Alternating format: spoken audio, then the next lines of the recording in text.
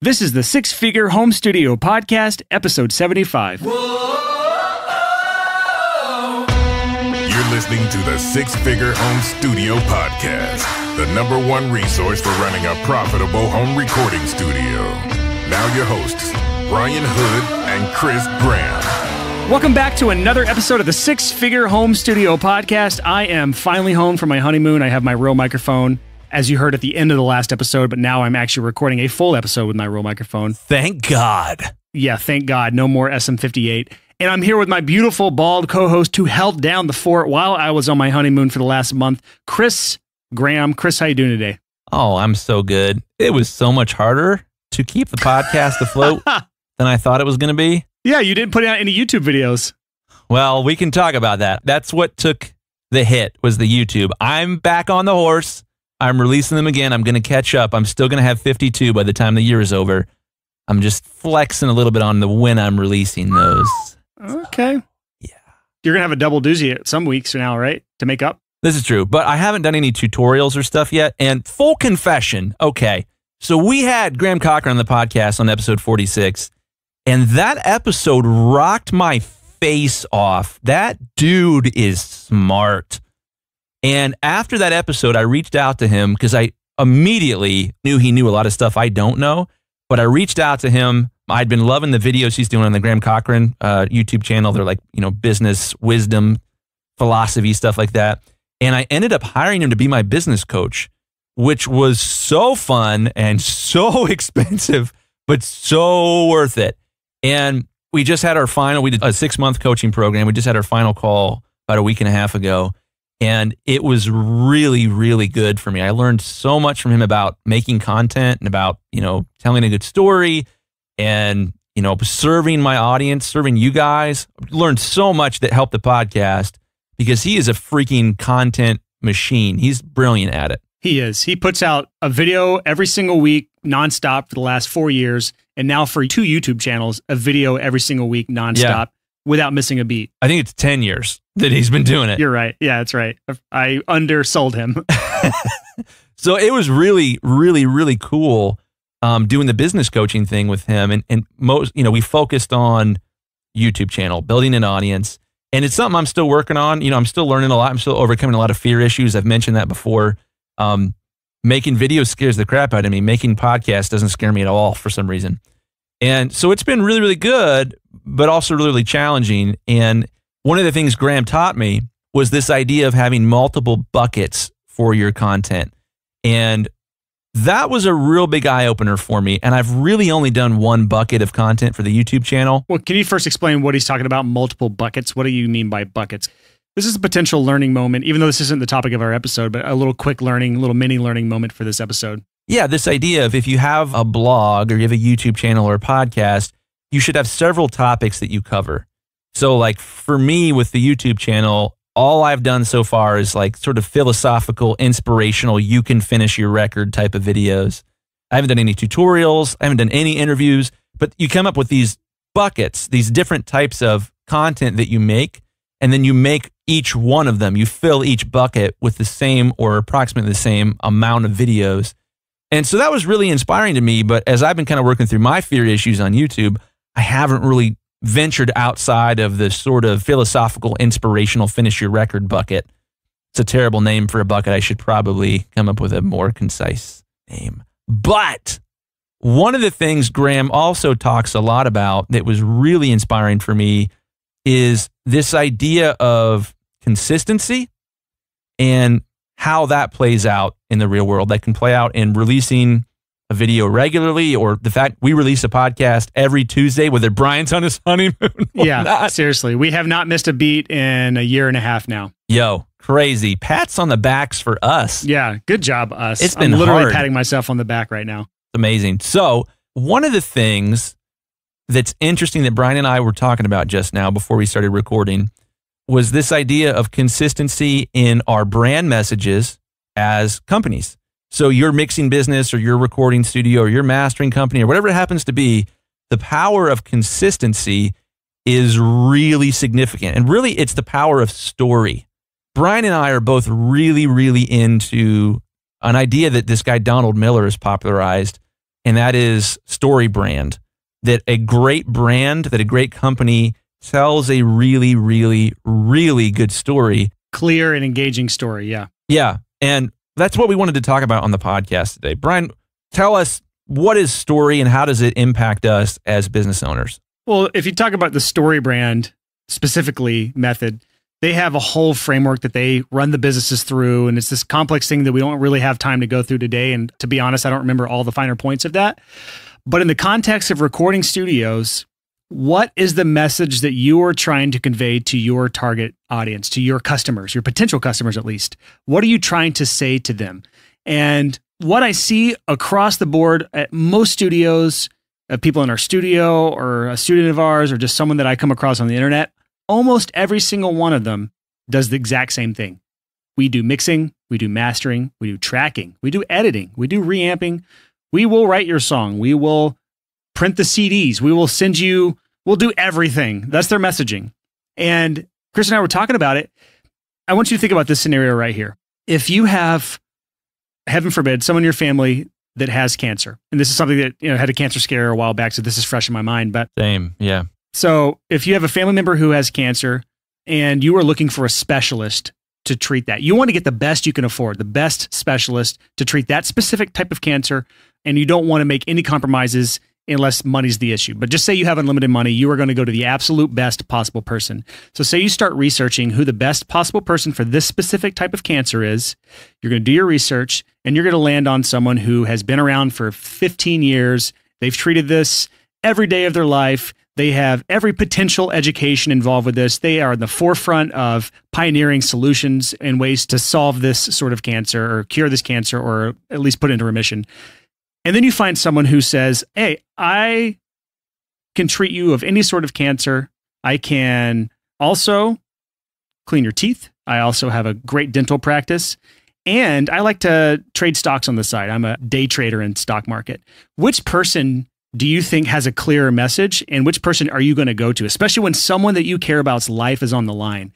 This is an obvious answer. You're never going to take someone with cancer to a person that has a dental practice and a real estate practice and does stock market and has, quote, specializes in all types of cancer. That does not exist. So we're using this extreme example here to show you how much a mixed message can impact your ability to actually get a customer. When you are trying to say you do everything in your studio, you do mixing, mastering, editing, reamping, you do everything, that is the same thing. If someone is looking for a specialist who can really craft a song, who can help them take that song to the finish line as a songwriter, there are people that do that every single day, nonstop, and they have hit after hit after hit. That is the person that people are wanting to hire for that position. If they're looking for someone to mix their track, there are people that mix 10 or 15 songs a day. I know it for a fact. I see this in Nashville. Billy Decker's a great example. People that do this every single day, and they are masters at their craft. Those are the people being hired by the labels and the other artists that you want to work with, but you're not. If someone wants to master a track, they're not going to go to the person that does mixing, mastering, editing, tracking, all these things. They're going to go to the person that has been doing mastering for the last 10 years nonstop. They're going to go to Chris Graham Mastering for this. You cannot compete with Chris Graham Mastering when you try to do everything. Does that kind of make sense as to why messaging is so important when you see people saying, we do all these things? It's not a message that's going to get you customers. Totally. Well, I love you used the phrase mixed messaging, and we hadn't talked about that when we were planning this episode, and I think we should probably run with that. Here's an illustration about mixed messaging and its importance. So I don't know about the rest of you guys. I freaking love Lord of the Rings. I've read all the books 4 times all the way through. I've seen the movies a bunch of times. I've seen the director's cuts and all this stuff. I'm just obsessed with it. Chris, what did I give you for like a Christmas present recently? Oh, yeah. I gave it to you late. It was so sweet. You gave me one of my prized possessions, a 50-year anniversary version of The Hobbit, covered in gold. It's like gold, yeah. And it was actually released in the 80s, so it's actually like 75 years now. Oh, man. It's on my shelf at my office. It's one of my prized possessions. I just don't know if people really understood the gravity of your obsession with Lord of the Rings. Yeah, I'm a huge fan. And like that book, that's like, it's mine for the rest of my life, period. I was looking at it today, actually, and my son has been reading books a lot more lately. So I've been like letting him use some of my favorite books from when I was a kid, because I've kept most of them. I thought today, I was like, I wonder if I'll ever let him read that copy of The Hobbit. And I was like, nope. He'll get SpaghettiOs on it. Yeah. No. Like, no, that's for me. That's for me alone. All right, so go back into your story about the specialists in Lord of the Rings. So in Lord of the Rings, it is a story about specialists. Each person that comes on the journey, on this giant quest, is on that journey for a reason. There's no one that's like, yo, this is our guy, man. He rolls with all the weapons. He's got the bow and arrows, the swords, the axes. He can like talk to animals. He's got a ring that makes him sort of invisible. Not as invisible as Frodo, but it's like he's hard to see. It's more of a camouflage ring, if you will. That's not a thing. And I'm going to go one level nerdier with you. For any of you nerds who used to play World of Warcraft, if you were doing any sort of raid and you had a party together, every single person was a specialist on that party. You had someone with AoE, someone with DPS, someone that's a tank. You have like all these different areas. And if you don't know what that means, don't worry about it. If you know what that means, then you know what I'm talking about here. These are all specialist roles. And we've talked about this in the past as well. In the medical field, things are going to specialists as well. There is a specialist for every type of cancer. There's a specialist for every single body part. There's a specialist for every little condition that pops up, because that's what people want. They want people that are absolute experts at that one little narrow field. And the reason for that is something called an experience curve. What is an experience curve? An experience curve is when you have niched down and you've done one thing again and again and again and again and again. It's not this linear improvement. Linear means like, you know, if you put in an hour, you get 1% better. Once you've put in your 10,000th hour, you're going to get 1% better. What happens is you get massively better after you've started to put in thousands and thousands of hours. That's definitely what happened to me with mastering. When I first got into it, I had some taste for it. I had some talent for it, but it wasn't until I was like hundreds and hundreds. No, it wasn't until thousands of songs in where I developed the ability to be decisive and to sit down and immediately know where I wanted to take a song, which then led to getting like an approval on the first master 95% of the time. It took a long time to specialize in it. If I had spread myself thinner, I wouldn't have got the hours necessary to get to the sweet spot on the experience curve where I was suddenly amazing at it. Let me pull that back. I don't want to say I was amazing at it. That's just Shut up. gross. No, Chris, shut the fuck up. You are amazing at it. But think about this, y'all. If you try to do everything, you're trying to compete against Chris Graham, who does this every single day for the last 10 years. It is very, very difficult to compete with someone like Chris and the other amazing mastering engineers in our community who have put 10,000 or more hours into this. It is impossible to compete with that. You cannot compete with that. And so let's also now talk about the other side of things. I've seen this other trap people fall into, and that is saying they specialize in something, but then sending mixed messages. This is back on the mixed messages topic that we kind of got off of. We've seen a few of this in our community, so we're trying to put a stop to this as soon as possible, but I've also seen this in people outside of this community. So this is a very common thing. They say this: we do mastering. We're specialists in mastering. We have all this experience. Here's our credits. And then you start looking deeper into it. And all the credits they listed, it's a mixed bag. They didn't actually master all those songs. Or they'll post on the community, here's something I mixed today. Or on Twitter or on Instagram, here's a song I'm mixing right now. And now you're sending mixed messages. And if you think that your potential clients don't notice those inconsistencies of what you say and what you're doing, that is a really, really fast way to ruin trust with someone before they've ever had a chance to work with you. Yeah, and this is intense. I'm sure a lot of us, this is kicking us in the gut right now, but it's something that you have to think about. My brother recently had a cancer scare, and it was terrifying, but we ended up hiring a specialist. When we went with the specialist, he told my brother, I've been working with your specific type of cancer for 32 years, and I've only ever had one person die. That's a feeling of relief right there. Yeah, and it was like, fucking hired. Like, you're the guy. Sorry for the cussing, but it's worth it in the Save My Brother's Life department.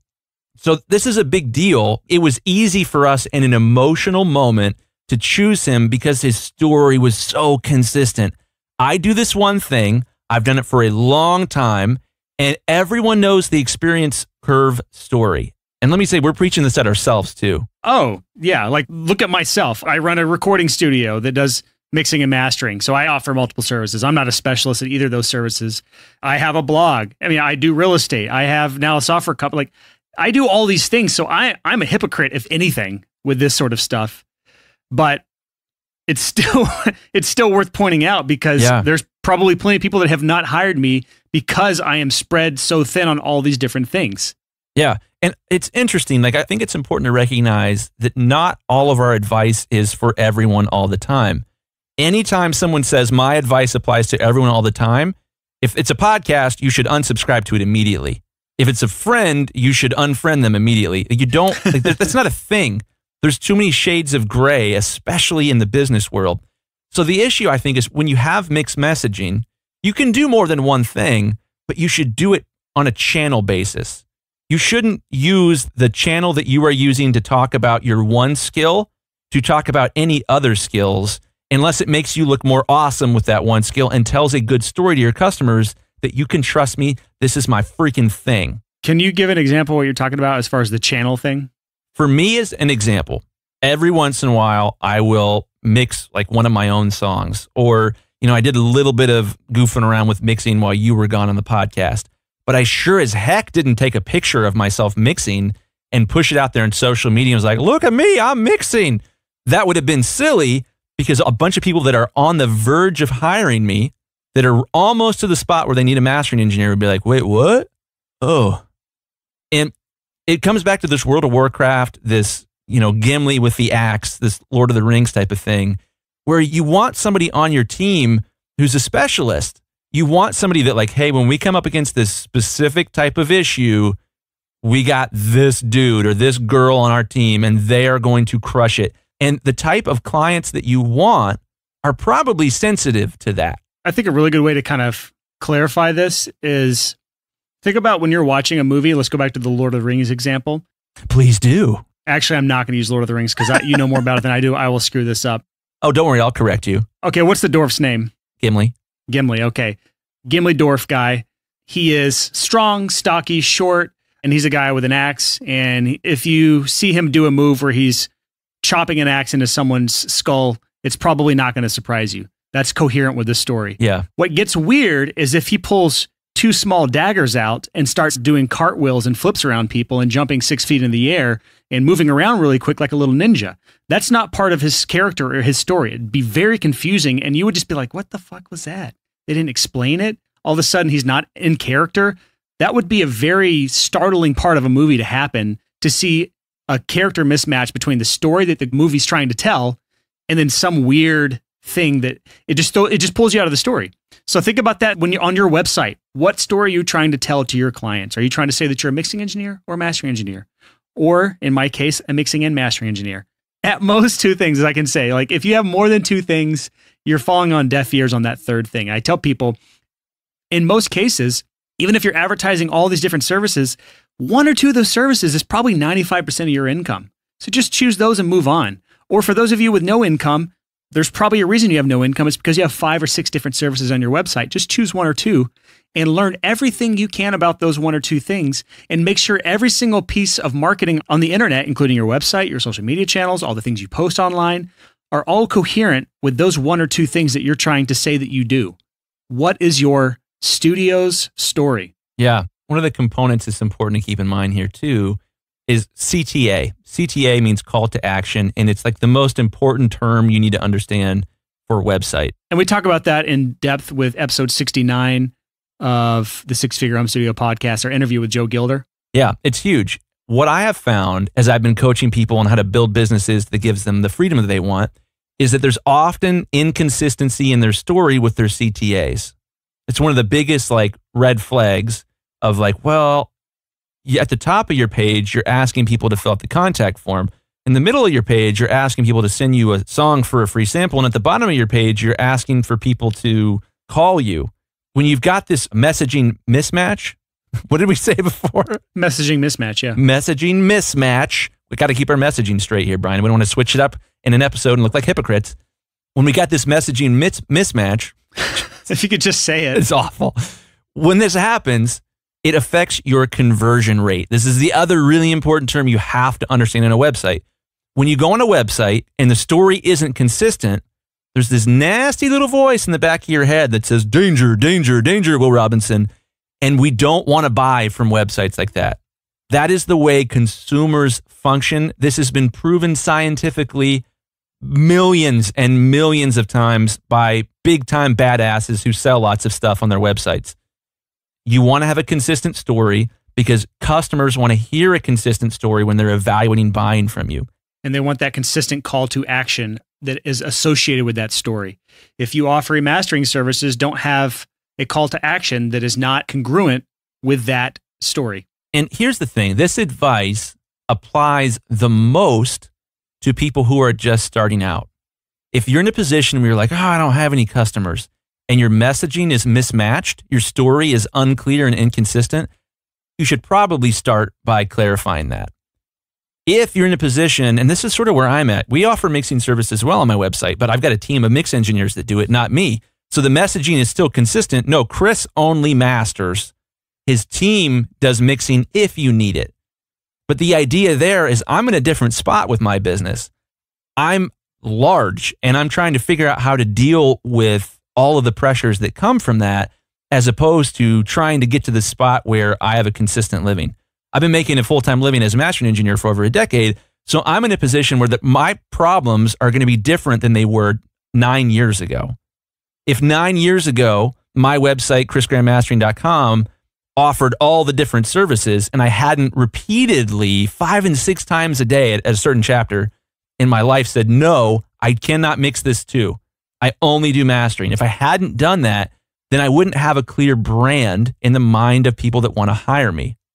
I know this seems like we're nitpicking, that we're going like full nerd on you guys, but it's really important. Telling a consistent story from start to finish makes a huge impact on whether people will even bother to reach out in the first place.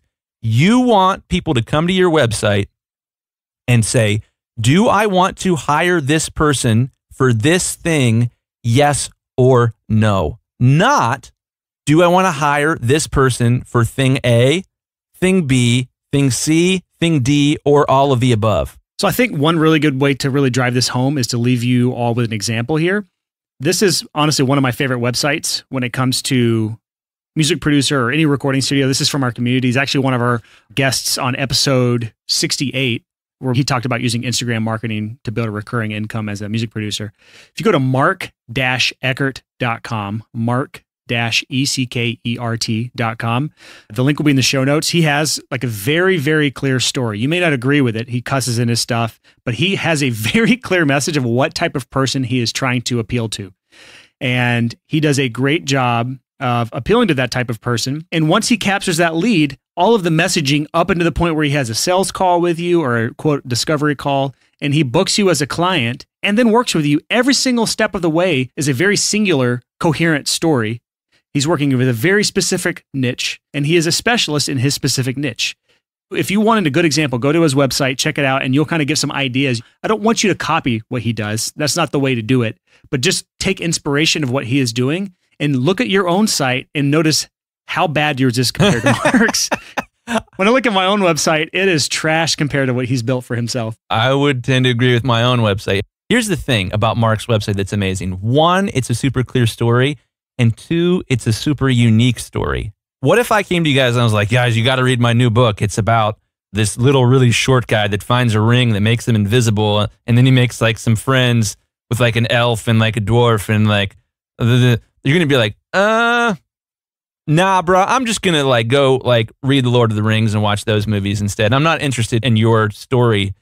If you want a great story, you have to be the only one telling it or the first person to tell it. Who the hell is telling a story like Mark is? That one guy that tried to steal his website. But other than that guy. For those of you who are too lazy to go to this website, I'm just going to read his headline. Do it in Mark's voice too. That'll help. I can't even remotely mimic Mark's voice, and I would offend a lot of people if I tried. It says, quote, "All I give a shit about is producing and developing indie pop artists." That's his title. That is a very clear story. I love that. So I got a couple thoughts on this. 1, you got to have a cohesive story. 2, you got to have a unique story. But let's talk about why people don't have a cohesive story, Brian. What's the driver behind offering all this extra stuff if we know that it doesn't work? It's not the solution to build a long-term successful business. Well, everyone I've talked to, they offer all these services because they don't want to miss out on something. Bingo. They're not willing to turn work down. FOMO. FOMO, fear of missing out. That's it. For you old people. And I'm preaching to myself as well here. But when you've got FOMO and you're like, well, but somebody that needs that might come on my website. When you do that, the person that really needs what you kick ass at, what you are put on this earth to do, is like, I don't know if he's taking this seriously, is what they're thinking. And they're going to be like, I don't know. One time I went to a restaurant that had Italian food and Chinese food. Oh, it's the same thing. When I see a restaurant, we specialize in Chinese, Italian, Greek, Mediterranean, and we also do fried chicken. Hell no. No, you don't. Peace. I'm out. Yeah, I'm out. So at your wedding, I think this is like the day before your wedding. No, it was the day of your wedding. My wife and I were down in Nashville, and we went on a date. And this is going to be so hipstery. We took a yoga class together. And then we visited a small village made of shipping containers that had a vegan restaurant at it. Yeah, Avo is the Oh restaurant. my gosh, it was so good. Yeah. And one of the shipping containers had been made into a giant musical instrument. I've played with that. It's awesome. Yeah. So here's the thing. For the type of person that Avo is trying to get to come there, the fact that their restaurant is made out of shipping containers and that there's a giant musical instrument shipping container is really on brand for them. That's a cohesive story. Because anyone that's like, veganism, yeah, that's good, is also going to be like, wow, shipping container homes, this is great. There's a consistent story there. And at a vegan restaurant, you can't get any meat or any animal products. So if they're like, we're a vegan restaurant, but we got hot dogs and shit too. So if you want them. Doesn't work. You know, I mean, if you want them, you can come here. We'll get them. It's not, we got them. So bring the kids. But we're vegan, I promise. We're vegan though. We're vegan. It doesn't work. And by the way, here's Avo's headline on their website. Quote, locally sourced, 100% plant-based, kosher certified. They're leaning all the way in, man. Yeah, they know what they are, and they know what their target market is. So I think one of the big things that we need to come to grips with as business owners is the FOMO, that we're so afraid that we might miss out on an opportunity. And I've talked about this before in the podcast. One of my favorite quotes is from Henry Ford. And I'm going to totally butcher this, but one of the things he talks about, he says, the thing that creates poverty is people do not have the strength to walk past a small pile of money to get to a larger pile of money. That's probably one of our most quoted quotes on this podcast because it holds true. Just so we clarify, like the singular messaging thing, the specialization thing, niching down, we've talked about all this stuff before, but this is not just advice that we have for you.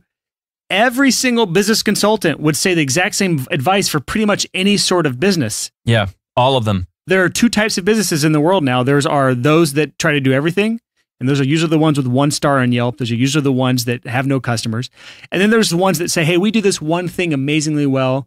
We might have a couple other little things that we do, but we're known for this one thing. Come to us if you want this. Those are the ones that are excelling right now. Yeah. And I think some people would push back and say, well, but there's all these clients that want all singing, all dancing audio engineers that do other things. Yeah, there are. Those are the bands that are also trying to appeal to everyone and will appeal to no one and will never make it. Oof, is that mean? I don't care. I love you. Well, there's a lot of truth to that. And the idea that there are bands that want people that do it all. But are those the bands that you want to work with? Or are they just a cash play for you? Are you selling out by offering all the services just so that you can get some crappy customers when you should be going for some better customers? Food for thought. Avo, vegan food for thought. I love what you just said, Brian, about this idea that this isn't like us with an idea preaching at you guys and trying to convince you of something. This is what every business book that's ever been written says. This is what every business coach on earth says. It's what every business consultant says. It's what every branding firm and marketing firm and conversion optimization, you name it. All of the people, literally all of them, believe this and preach it incessantly. I mean, it's a non-negotiable in business learning, in business acumen. It's this idea of consistent branding, clear messaging, not having a mixed message, not confusing your clients, but just letting them know, like, this is a safe place. We're really good at this. We're going to take care of you. And I know like our cancer illustration might seem heavy-handed, might seem kind of intense, of like, well, of course you would for cancer, but I'm just trying to record some rock and roll music. You got to understand that people are really emotional when they're making music, man. I used an illustration on the phone with a client today, and I was telling him about Instagram models and how intense it would be to be an Instagram model. It's this idea of I am going to let people take pictures of me, and I'm going to try to like be skinny and sexy, and I'm going to put it out there and just hope that everyone thinks I'm pretty, hope that people think I'm good looking, and hope that no one's like, whoa, dude, lay off the candy bars or something like that. It's intense. It's emotionally vulnerable to put a picture of yourself out there where you're trying to look sexy, right? When you put a song out, you are saying to the world, hey, everyone, what do you think of my soul? It's so much more intense. It's not just, hey, how do you think I look at 25? It's for the rest of time, will people look at this and think, wow, he was such an old soul. He had a special type of wisdom, and he made me cry when I listened to that song. It's so freaking emotionally intense, and your ideal customer is emotional about their music. They've got a lot of fear and courage issues, hoping that they don't get rejected by putting something that personal out. It's so much more personal than the bikini shot or the Speedo shot on Instagram. Ew. And we have to keep that in mind. Our customers are emotional, and if we send them a mixed message, they'll run for the hills. It may not be as life or death as choosing the right cancer specialist, but when it comes to music, people take it extremely seriously, and they're not going to hire someone who puts up red flags by having mixed messaging or is trying to appeal to everyone. Because again, I say this is my quote that I use all the time. If you try to appeal to everyone, you appeal to no one. I didn't actually come up with that quote, but I love that quote and I say it all the time. All right, guys, it's time for a new section called Mail Time. This is where we occasionally come on the podcast and talk about stuff that people have mailed us. This week, Chris, what do we have in store for us? We have from Triton Audio, the FET head. Brian's been using the FET head on the podcast since the beginning. I just jumped on the train. We've been getting a lot of stuff in the mail from people, and it's been pretty cool. We get microphones and all kinds of stuff like that, but the FET head jumps out at us as something really fantastic. It's like a little preamp doohickey that you plug in the back of a large diaphragm dynamic mic like an RE20 that I'm using right now, or an SM7B, and it just makes the mic louder and the noise floor drops significantly. I'm going to use a FET head for the rest of my life as a podcaster. I freaking can't believe how much better my mic sounds. You probably don't notice. Yeah, you do. You guys are audio engineers. You totally noticed. I can't believe we've reached this point, Chris. We've officially sold out. I know. To a gear slut. This is like a gear slut alert. I know. On the Six Figure Home Studio podcast, and we're slutting out for free gear. Well, we probably should do that more because I'm going to make fun of you right now. Since the beginning of the podcast, Brian has been using $12 headphones that he bought at freaking Walgreens when we record. There's not even a brand on these headphones, dude. Yeah, they don't even have a brand. Yeah, that's how off-brand they are. Shenzhen Audio Corporation. Yeah. If you guys want to get your headphones on our podcast and you sell some fancy ones, please, by all means, send them to us. Brian. Dude, literally, these are my favorite headphones, and they're like $12. Frequency response from 400 hertz to 4 kilohertz. Brought to you by Shenzhen Audio Corporation. Yeah. As far as the FET head thing, no, we haven't sold out because they sent us free gear. We use the term us loosely. They sent you free shit. I didn't get anything. I've got some for you. I bought one with my own money before we started the podcast because my microphone is such a gain-heavy mic. This is true. When I plug this FET head into my RE20, this is going to blow your guys' mind. We didn't get free stuff from Universal Audio, but we've been using their Apollo stuff. Wouldn't mind free stuff from Universal Audio. But I've been using the Apollo to record the podcast, as has Brian. But I wasn't using a preamp emulation on the Apollo. I was just using the straight pre because I thought that my mic sounded a little too noisy when I used the preamp emulation. And when I put the FET head in, it was like, oh my gosh, this sounds so much better. So now I'm using the SSL Unison pre-emulator doohickey, and I had so much fun last week testing. I felt guilty. Your little gear slut inner child came out to play. Oh, yeah, my gear slut inner child. That doesn't sound right. That doesn't sound right. But anyways. We should probably cut that out, but we might not. Yeah. So it was really fun. Like, I'm so much happier with how much easier it is to record because there's not like this in the background. Well, honestly, like back in the day when I actually still recorded bands, it would have been nice to have it on Vocalist because I could only use my SM7B when I was doing loud vocals or loud screaming. It'd been nice to have for other stuff. Yeah. So last week, speaking of the Fethead, I used two of them. The guy that shares an office with me, his name is Andy J. Pizza. He has a podcast called The Creative Pep Talk that's sort of successful. It's had like, I don't know. They're like 4 times bigger than we are. Well, a little more than that. He's got 4 million downloads, and his catchline is, we help you build a thriving creative career. And I was on his last episode on 226, just interviewing him about listener questions he's had. And Andy had been working through how to record his podcast and make it sound better. I've been trying to help him. Rode was kind enough to send us a pair of Procasters, which are like a large diaphragm sort of SM7B type thing. And we were plugging it into Andy's Zoom H5N. Another gear slide. Oh my gosh, what's happening? And it's tough because it's just that H5N doesn't have a great pre, so it's really noisy. No, that's why my audio was so shitty during the honeymoon. Yeah, they're a great device, but the pre's aren't amazing. But when you plug a Fethead into the Zoom, it is magical.